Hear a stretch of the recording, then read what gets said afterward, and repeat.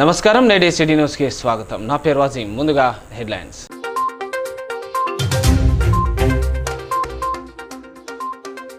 చెన్నూరు పట్టణంలో కురిసిన భారీ వర్షం, జలమయమైన ప్రధాన రహదారులు, నీట మునిగిన లోతట్టు ప్రాంతాలు.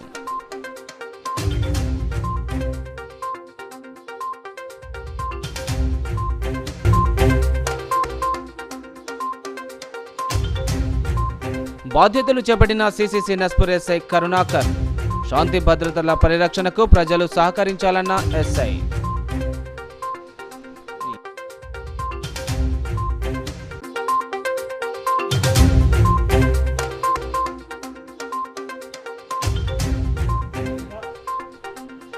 చెన్నూరు ఫారెస్ట్ డివిజన్ కార్యాలయం ఎదుట రైతుల ఆందోళన, పోడు భూములకు పట్టాలు ఇవ్వాలని డిమాండ్.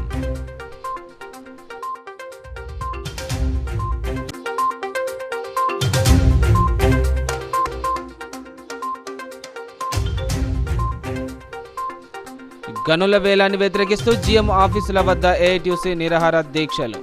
నామినేషన్ పద్ధతిలో బొగ్గు గనులను సింగరేణికే కేటాయించాలని డిమాండ్.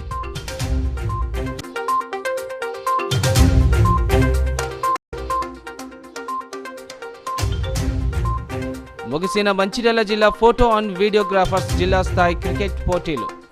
ఫైనల్ పోరులో బెల్లంపల్లి జట్టుపై విజయం సాధించిన నస్పూర్ జట్టు.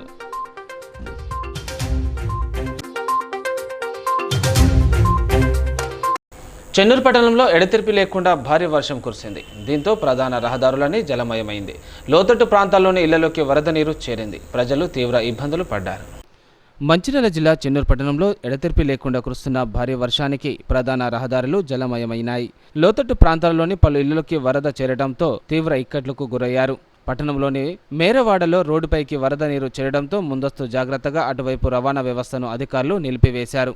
వీధిలోని పలు ఇళ్లలోకి వరద నీరు చేరి బియ్యం, వంట సామాగ్రి తడిసిపోయాయని కాలనీవాసులు వాపోయారు. పాత ఇల్లున్నవారు ఇంటి గోడలు తడవడంతో అవి ఎప్పుడు కూలుతాయో తెలియక బిక్కుబిక్కుమంటున్నారు. అధికారులు వెంటనే స్పందించి ఇబ్బందులు ఎదుర్కొంటున్న లోతట్టు ప్రాంతాల్లోని ప్రజలకు సహాయక చర్యలు చేపట్టాలని ప్రజలు వేడుకుంటున్నారు.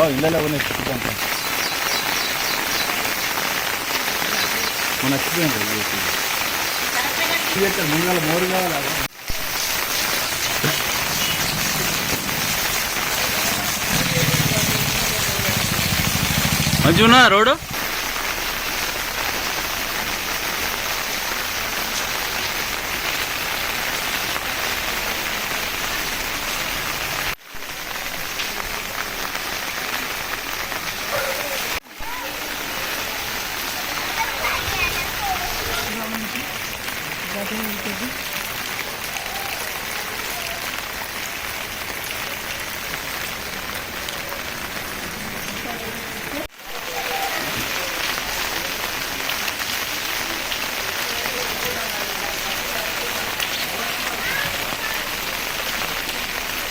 లేక కానీ మాకు ఇళ్ళని ఏదైనా మీరే చూడాలి, మాకు రోడ్డు పోయాలి, కొద్దిగా ఎక్కువ వేయాలి, నోరు కూడా ఇల్లు నుండి కానీ మాకు మరి మా పరిస్థితి ఏంది మీరు ఆలోచించండి.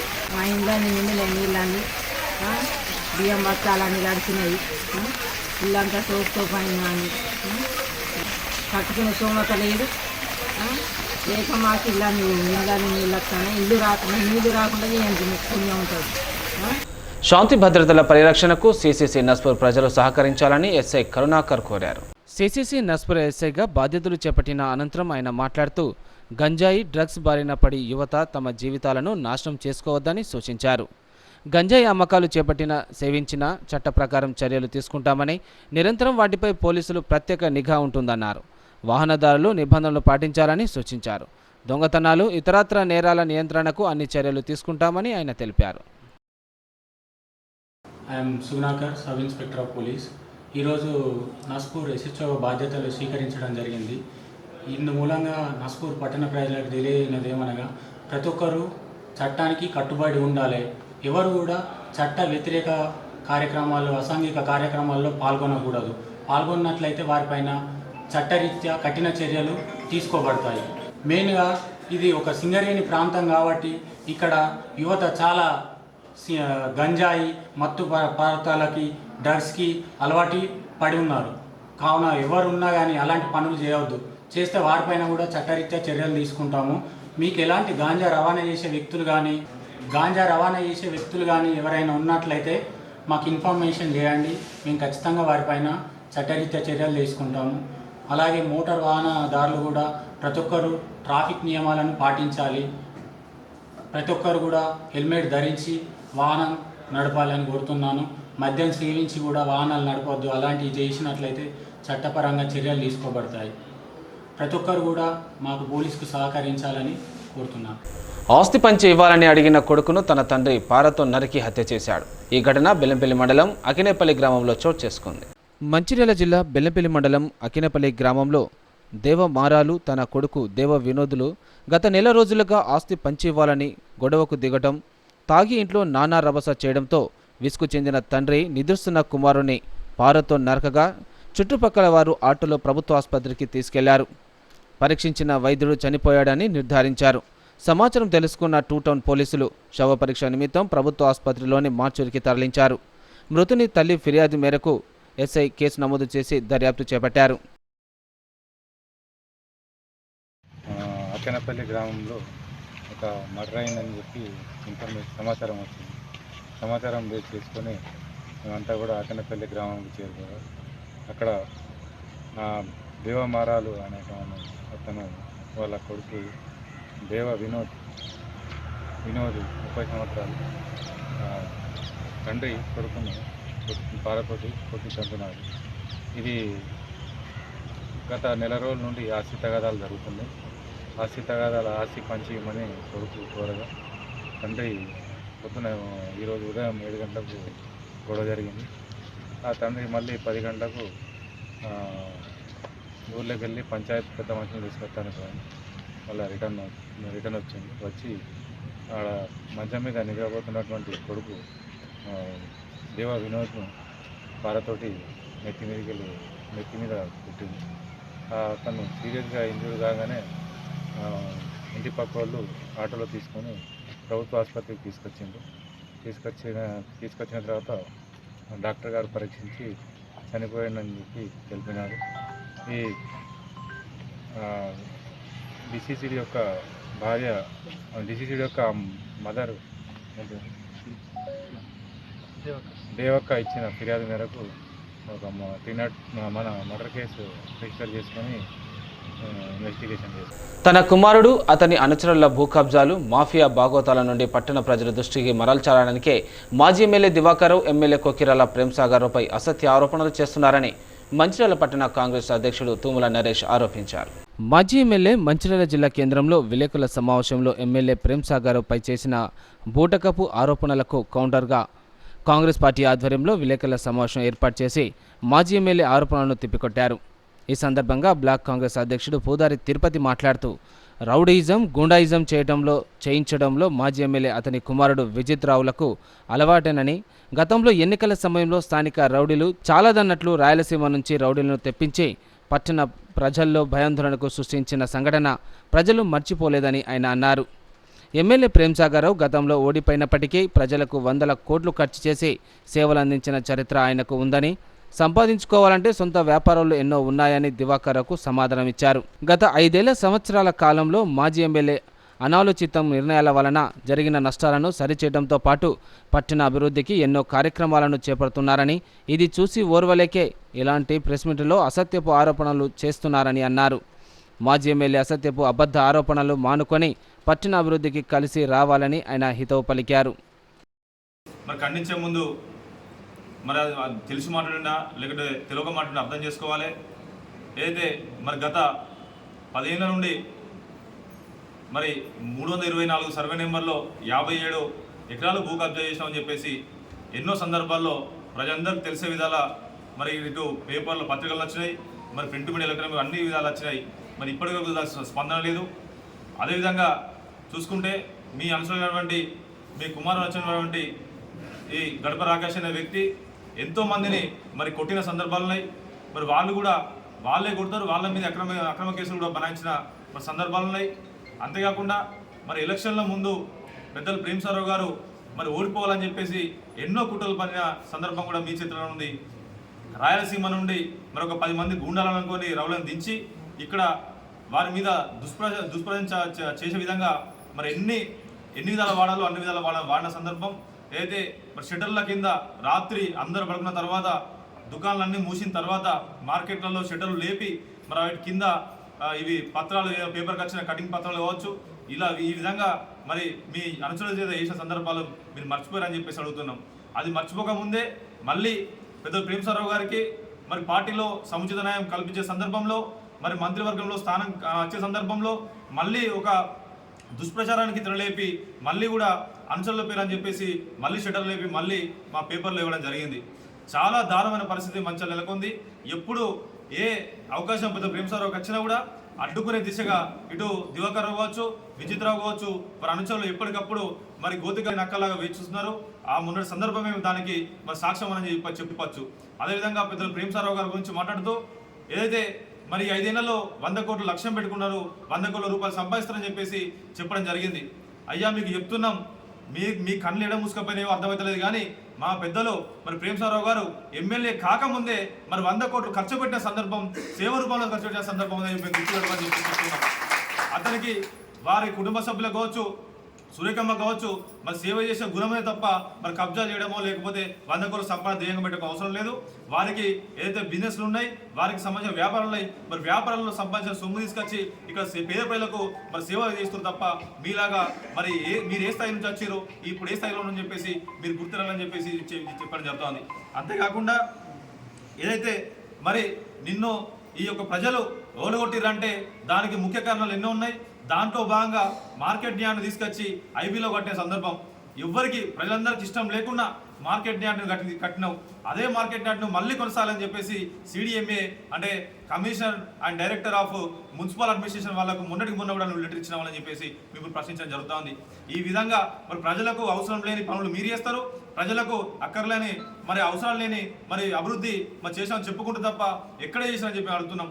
అంతేకాకుండా పెద్దలు గెలిచిన తర్వాత ఎన్నో విధాలుగా స్కూళ్ళకు కానివ్వండి, ఇటు మాధవశ్రీ హాస్పిటల్ ఐబీ తీసుకురావడం కానివ్వండి, ఇటు కరకట్ట విషయంలో కానివ్వండి, బ్రిడ్జ్ విషయంలో కానివ్వండి, అన్ని విషయాలలో ఈరోజు తను ఒక ప్రత్యేకంగా శ్రద్ధ చూపి ఈ మంచిర్యాలను ఏ విధంగా డెవలప్ చేద్దాం, ఈ మంచిర్యాల ప్రజలను ఈ విధంగా మరి 20 ఏళ్ళు ఈ యొక్క మరి ఒక దిక్కుమాల పాలనలో దివాకర్ రావు అనే వ్యక్తి మరి అందరినీ 20 ఏళ్ళకి ఎనికి తీసుకుపోయిన సందర్భంలో మళ్ళీ దీన్ని ఒక 50 సంవత్సరాల ముందుకు ఎట్లా తీసుకోవాలని చెప్పేసి మరి ఆలోచిస్తుంటే ఇలాంటి అభాండాలు ఇలాంటి మరి నికృష్ట చేష్టలు చేయడం మీకు తగదని చెప్పేసి మీకు హెచ్చరించడం జరుగుతూ ఉంది. అంతేకాకుండా మీరు సంపాదనలో ఈ 20 ఏళ్ళ కాలంలో ఎంత సంపాదించారో మీకు తెలుసు, అది ప్రజలకు తెలుసు. దానికి ఎగ్జాంపుల్ కూడా మరి ఎల్లంపల్లి దివాకర్ అనే పేరు కూడా మీకు కట్టికి రాలేదు. ఎల్లంపల్లిలో మరి దాదాపు 400 కోట్లు తిన్నా అనే పేరు మీకున్నది, అది ఇంకా కూడా జనాలు మర్చి. నువ్వు ఎలక్షన్ల కోసం రాజకీయం కోసం ట్రస్ట్ నడిపినావు. ఎక్కడ పోయింది ఈ ట్రస్ట్? ఎలక్షన్లు అయిపోయిన తర్వాత ఎక్కడ పోయింది నీ చార్ట్? నడిపేది చార్ట్ ట్రస్ట్ ఎక్కడ పోయింది? ట్రస్ట్ చైర్మన్ ఎక్కడ పోయిండు? ఏవి నీ పథకాలు? ఏవి నీ అమ్మలు ఎటుపోయింది? నీ పెరుగన్నం ఎటుపోయింది? కేవలం నువ్వు వ్యాపారస్తులను దోచుకొని బెదిరించిన ఘనత నీది. ఆ రోజు మేము చిట్టా మొత్తం తీస్తాం, నీవు నీ అనుచరులు ప్రభుత్వ భూములను మొత్తం కబ్జా చేసిన చరిత్ర నీది. ఇప్పటికి కూడా నష్టం నుంచి మొదలెడితే మంచిర్యాల వరకు చెరువులు, ప్రభుత్వ భూములు కబ్జా చేసిన ఘనత నీది, బీఆర్ఎస్ నాయకులదని చెప్పి ఈ సందర్భంగా తెలియజేస్తున్నాం. ఇప్పుడు ఆకాశరామన్న ఉత్తరాలు సృష్టించి, గతంలో కూడా ఆకాశరామన్ను సృష్టించి ఉత్తరాలు రాసి షాపులలో షటర్లలో వేయడం జరిగింది. ఈ ఆకాశరామన్న ఉత్తరాలకు మేము భయపడలేదు, ప్రేమసారావు గారు భయపడలేదు. ప్రజల అండదండలు మాకున్నాయి. ఈ ఆకాశరామన్న ఉత్తరాలను మానుకోవాలని చెప్పి హెచ్చరిస్తున్నాం. గతంలో కూడా ఎలక్షన్ల ముందు కూడా ఈ ఆకాశరామన్న ఉత్తరాలు రాపించింది నువ్వే. ఎవరైనా బాధితులు ఉంటే తప్పకుండా పోలీసులు ఆశిస్తారు, కోర్టును ఆశిస్తారు, ప్రజాక్షేత్రంలోకి వచ్చి అడుగుతారు తప్ప నువ్వు ఈ విధంగా నువ్వు గొగ్గోలు పెడితే ఎవరు ఇక్కడ భయపడడానికి సిద్ధంగా లేరు. తప్పకుండా ఎవరన్నా బాధితులు ఉంటే మేము ఎమ్మెల్యే గారి దగ్గరికి వస్తే మేము తప్పకుండా వారికి న్యాయం చేస్తామని చెప్పి ఈ సందర్భంగా తెలియడం జరుగుతుంది. ఇలాంటి ఆధారం లేని ఆరోపణలు ఇకనైనా నువ్వు మానుకోవాలని చెప్పి మేము ఈ సందర్భంగా తెలియజేస్తున్నాం. ఎందుకంటే నువ్వు చేసే ఆరోపణల వల్ల నువ్వు ఆధారాలు లేని ఆరోపణల వల్ల ఎవరు ఏమీ ఆగదు. తప్పకుండా పెద్దలు ప్రేమసారావు గారికి ఈ నియోజకవర్గ ప్రజల ఆశీర్వాదంతో, భగవంతుని ఆశీర్వాదంతో తప్పకుండా మంత్రి పదవిని వస్తుంది. నువ్వు కాదు, నీ తాత చెప్పినా ఎవరు చెప్పినా ఆగదని చెప్పి ఈ సందర్భంగా తెలియజేస్తూ ఇంకొకసారి ఇలాంటి ఆధారం లేని ఆరోపణలు చేయొద్దని చెప్పి తెలియజేస్తూ పోడు భూములకు పట్టాలు ఇవ్వాలని డిమాండ్ చేస్తూ చెన్నూరు ఫారెస్ట్ డివిజన్ కార్యాలయం ఎదుట రైతులు ఆందోళన కార్యక్రమాన్ని చేపట్టారు. మంచిర్యాల జిల్లాలో పోడు భూములకు పట్టాలు ఇవ్వాలని చెన్నూరు ఫారెస్ట్ డివిజన్ కార్యాలయం ఎదుట కోటపల్లి మండలం ఎసనవాయి, పిన్నారం, బొప్పారం, ఎడగట్ట గ్రామాల రైతులు నిరసన తెలిపారు. రైతులు నిరసనకు బీజేపీ నాయకులు మద్దతు తెలిపారు. పోడు భూములకు పట్టాలు ఇవ్వాలని కేంద్ర మంత్రి కిషన్ రెడ్డిని కలవనున్నట్టు బీజేపీ నాయకులు ఈ సందర్భంగా అన్నారు. అనంతరం పోడు రైతులకు పట్టాలు ఇవ్వాలని కోరుతూ చెన్నూరు డివిజన్ అధికారికి వినతి పత్రం అందజేశారు. మీరు ఎక్కడికెళ్ళైతే ట్రెంచ్ కొట్టున్నదో ఆ ట్రెంచ్ కొట్టిన యువతల ఎవరైతే రైతులు చేసుకుంటారో వాళ్ళందరినీ మరి వ్యవసాయం చేసుకునే విధంగా మనం అనుమతి ఇవ్వాలని చెప్పి మేము డిమాండ్ చేస్తూ ఉన్నాము. మరి ఫారెస్ట్ అధికారులు మరి పేద రైతుల మీద పాపతాపం చూపెడతా ఉన్నారు. మరి కోట్లాది రూపాయల విలువ చేసేటువంటి వేల కోట్ల రూపాయలు విలువ చేసేటువంటి అటవీ సంపద అంతా అంతరించిపోయింది. మరి ఇక్కడ మరి జంగల్లో ఉన్నటువంటి పులులు సింహాలు చచ్చిపోయినా కూడా పట్టించుకొని ఫారెస్ట్ అధికారులు పేద రైతుల మీద వాళ్ళ మీద ప్రతాపం చూపించుకుంటూ వాళ్ళని వేధిస్తారు. ఇది మీకు సరి అయినటువంటి పద్ధతి కాదు. తక్షణమే ఎవరైతే పోడు వ్యవసాయం చేసుకుంటా ఉన్నారో వాళ్ళను ఎలాంటి ఇబ్బందులు పెట్టకుండా పాత రైతులందరినీ అనుమతి ఇవ్వాలని చెప్పి డిఎఫ్ఓ గారికి అలా వినతి పత్రం ఇవ్వడం జరిగింది. ఇక మీదట ఎలాంటి వేధింపులకు గురి చేసినా భారతీయ జనతా పార్టీ తరఫున తీవ్రమైనటువంటి ప్రతిఘటన ఎదురవుతుందని చెప్పి ఫారెస్ట్ మన పెద్దపల్లి కన్వీనర్ వెంకటేశ్వర గౌడ్ ఆధ్వర్యంలో మంత్రి రామయ్య ఆధ్వర్యంలో మంత్రి సురేఖ రైతులందరూ కోటపల్లి రైతులందరూ వచ్చి ఫారెస్ట్ డివిజనల్ ఆఫీసర్ గారికి వినతి పత్రం ఇవ్వడం జరిగినది. ఇది ఈరోజు ఈసారి గిట్ట క్లియర్ చేయకపోతే రేపు మా కేంద్ర మంత్రివర్యులు బండి సంజయ్ గారికి అలాగే కిషన్ రెడ్డి గారికి వినతి పత్రాలు ఇచ్చడానికి మేము హైదరాబాద్ కూడా పోయే అవకాశం ఉన్నది. దీన్ని ఇంతటితోనే ఆగి ఇప్పుడు వ్యవసాయం స్టార్ట్ అయింది. ఇప్పుడు దున్నుకుంటున్నారు వాళ్ళకి ఎలాంటి కష్టపెట్టకుండా వాళ్ళకి అవకాశం ఇవ్వాలని నేను ఫారెస్ట్ డిపార్ట్మెంట్ వాళ్లకు మా బీజేపీ పార్టీ తరఫు నుంచి విజ్ఞప్తి చేస్తున్నాను. ఈ అవకాశం ఇచ్చిన గనుల ప్రైవేటీకరణ వేలాన్ని వ్యతిరేకిస్తూ శ్రీరాంపూర్ జీఎం ఆఫీసు ముందు ఏఐటీయూసీ నాయకులు రిలే నిరాహార దీక్షలు చేపట్టారు. ఈ నిరాహార దీక్షలను సిపిఐ రాష్ట్ర కార్యదర్శి వర్గ సభ్యుడు కలివేని శంకర్ను ప్రారంభించగా ఏఐటీయూసీ డిప్యూటీ ప్రధాన కార్యదర్శులు కె వీరభద్రయ్య, ముస్కే సమ్మయ్య, బ్రాంచ్ కార్యదర్శి ఎస్కే బాజిసైదా, అన్ని గనుల ఫిట్ కార్యదర్శులు నిరాహార దీక్షలో పాల్గొన్నారు. ఈ సందర్భంగా నాయకులు మాట్లాడుతూ తెలంగాణ సింగరేణి గనులను సంస్థకి అప్పగించాలని, బీజేపీ సింగరేణి ప్రాంత గనులను వేలం వేయరాదని ప్రైవేటీకరణ నిర్ణయాన్ని తాము తీవ్రంగా వ్యతిరేకిస్తున్నామని అన్నారు. గనులు సింగరేణికి ఇచ్చేంత వరకు ఏఐటీయూసీ పోరాడుతుందన్నారు. ఈ నెల 13 వరకు జీఎం ఆఫీస్ ముందు నిరాహార దీక్షలు చేపడుతున్నట్లు చెప్పారు.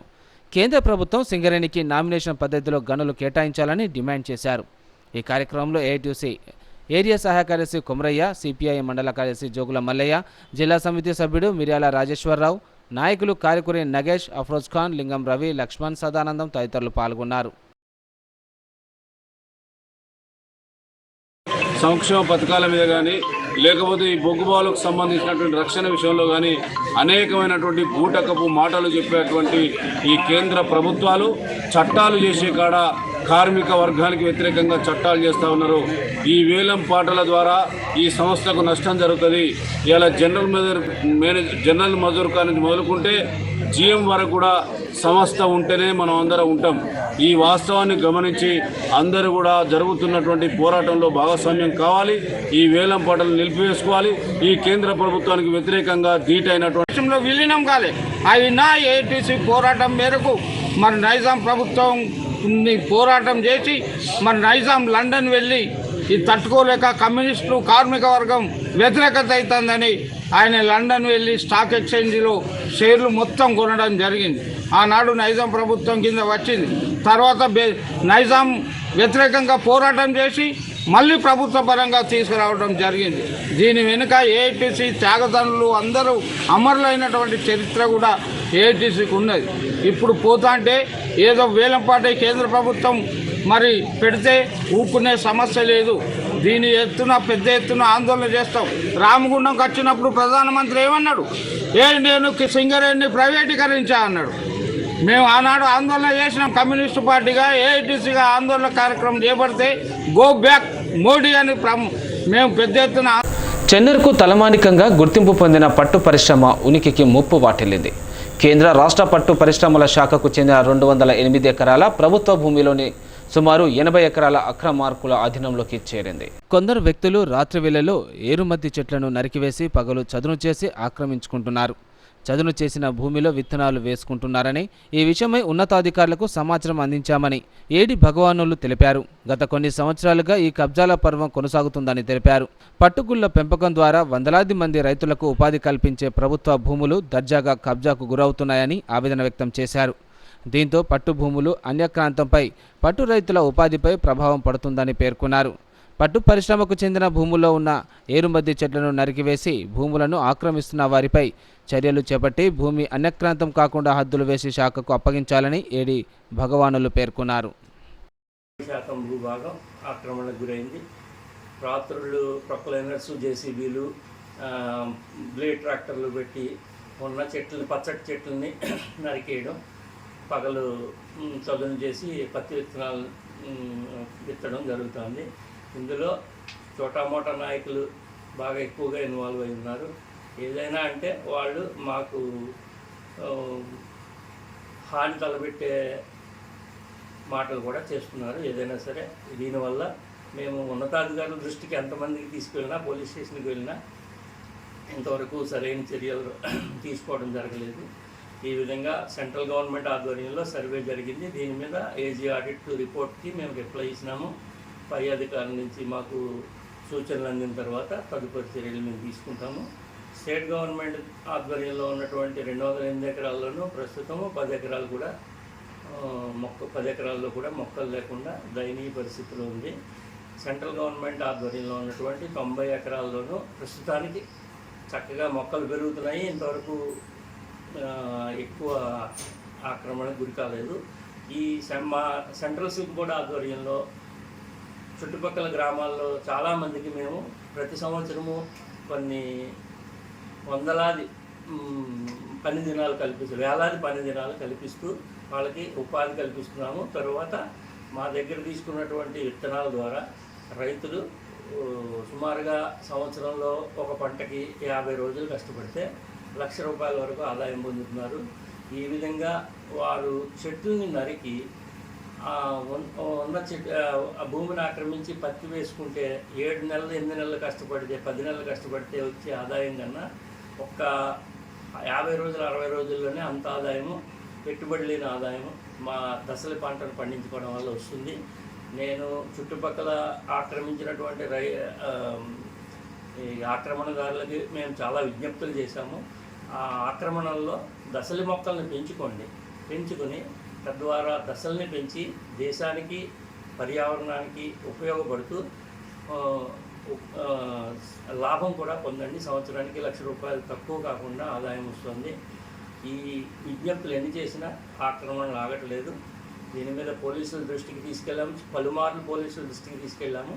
ఆ విధంగా పోయిన సంవత్సరము పెద్ద ఎత్తున 5 సర్వేయర్ని డిప్యూట్ చేసి కలెక్టర్ గారు సర్వే నిర్వహించారు. సర్వే రాళ్ళు కూడా హద్దులు పాతిన రాత్రి రాళ్ళని తొలగించి వాళ్ళ దందాన్ని కొనసాగిస్తున్నారు.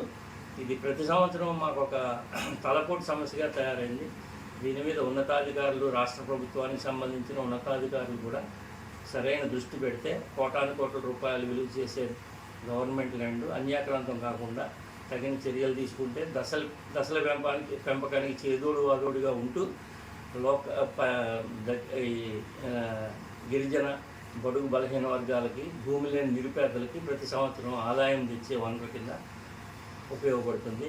దీనికి సంబంధించి రాష్ట్ర ప్రభుత్వ అధికారులతో మేము మంచిర్యాల జిల్లా photo and videographers welfare association ఆధ్వర్యంలో నిర్వహించిన జిల్లా స్థాయి క్రికెట్ టోర్నమెంట్ పోటీలు ముగిశాయి. ఈ పోటీలో మంచిర్యాల జిల్లా నుండి మొత్తం 12 జట్లు పాల్గొనగా నస్పూర్, బెల్లంపల్లి జట్లు ఫైనల్కు చేరుకున్నాయి.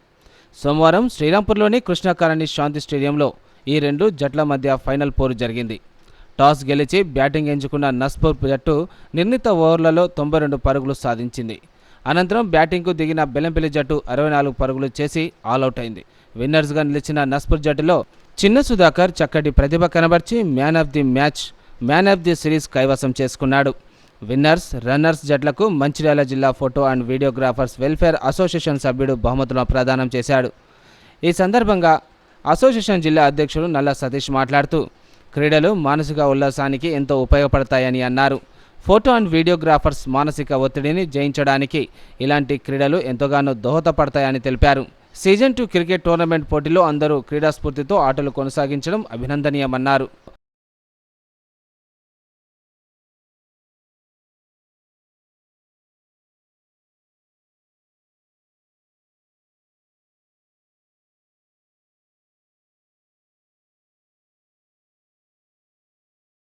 దాదాపు 12 మండలాలు పాల్గొన్న ఈ టోర్నీలో శ్రీరాంపూర్ మరియు బెల్లంపల్లి జట్లు ఫైనల్స్లోకి వచ్చాయి. గత సంవత్సరం కూడా ఈ 2 జట్లే తలపడ్డాయి. ఈ సంవత్సరం కూడా మళ్ళీ ఈ 2 జట్లే ఫైనల్లో ఇవాళ తలపడ్డాయి. అనూహ్యంగా జరిగిన ఈ మ్యాచ్లో ఉత్కంఠ తర్వాత శ్రీరాంపూర్ అసోసియేషన్ విజయాన్ని సాధించింది. ఫోటోగ్రాఫర్లు సీజన్లో కష్టపడతారు. ఒక గ్యాప్లో మాకంటూ రిలాక్స్ ఉండాలని చెప్పి జిల్లా అసోసియేషన్ ఆధ్వర్యంలో ఇలాంటి టోర్నమెంట్లు నిర్వహించడం జరిగింది.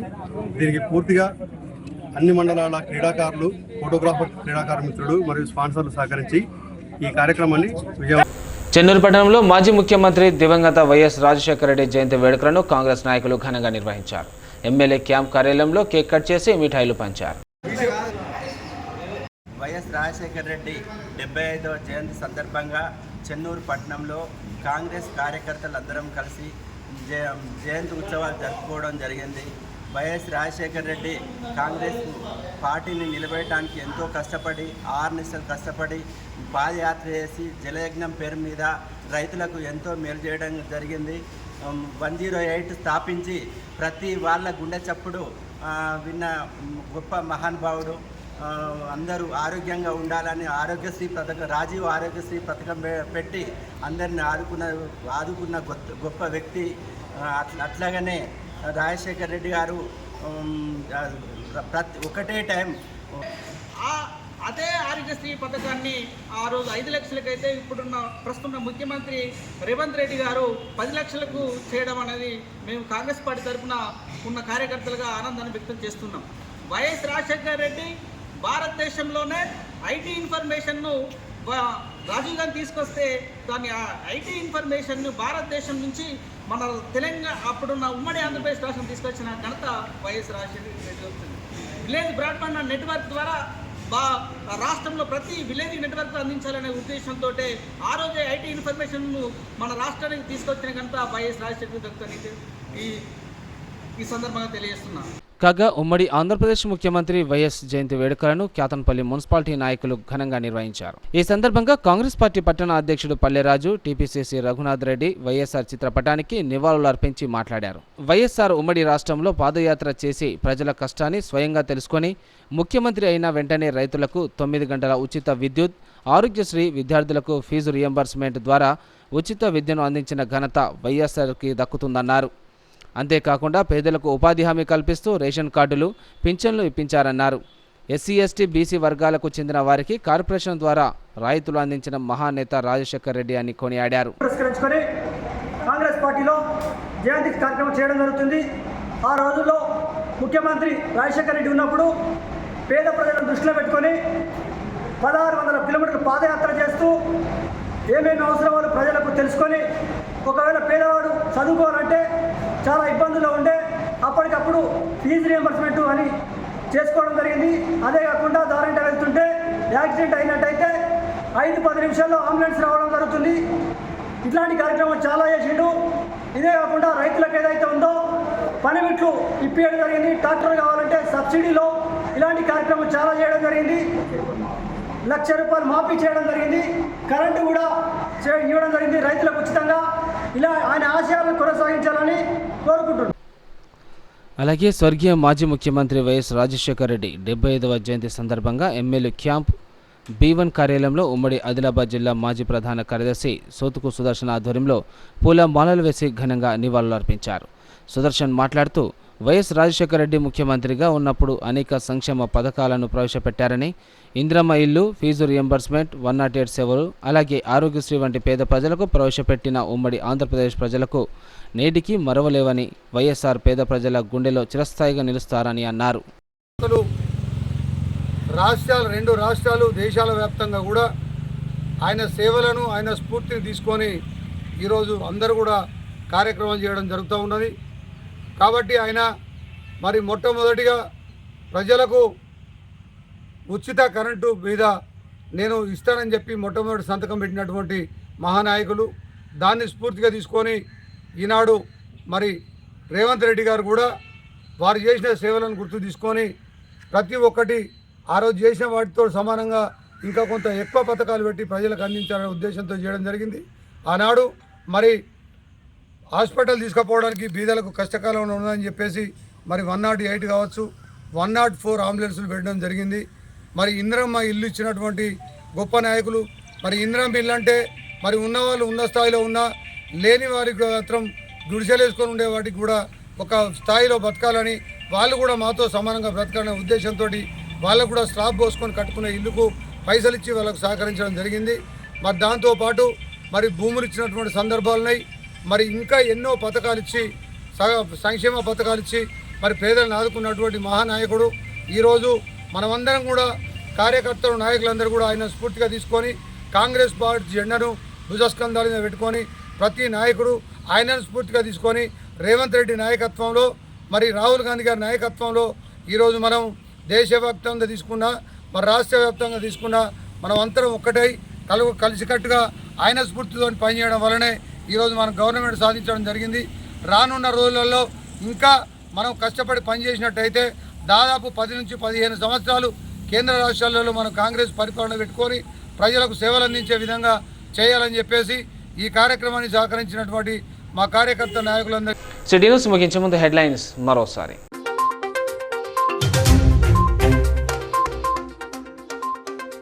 చెన్నూరు పట్టణంలో కురిసిన భారీ వర్షం, జలమయమైన ప్రధాన రహదారులు, నీట మునిగిన లోతట్టు ప్రాంతాలు.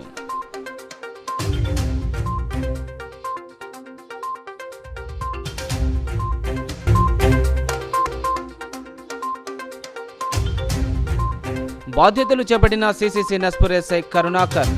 శాంతి భద్రతల పరిరక్షణకు ప్రజలు సహకరించాలన్న ఎస్ఐ.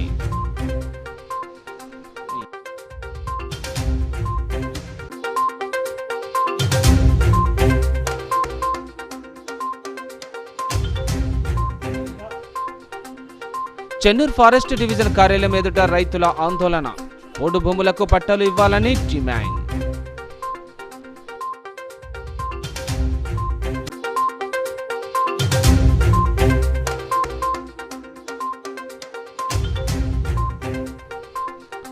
గనుల వేలాన్ని వ్యతిరేకిస్తూ జీఎం ఆఫీసుల వద్ద ఏఐటీయూసీ నిరాహార దీక్షలు. నామినేషన్ పద్ధతిలో బొగ్గు గనులను సింగరేణికే కేటాయించాలని డిమాండ్.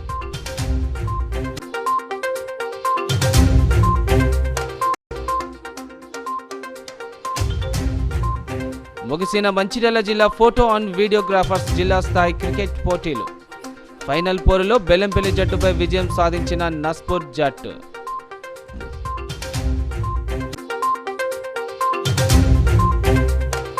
నేటి న్యూస్ ఇంతటితో సమాప్తం. తిరిగి ప్రసారం సిటీ న్యూస్తో మళ్ళీ కలుసుకుందాం. అంతవరకు సెలవు. నమస్కారం.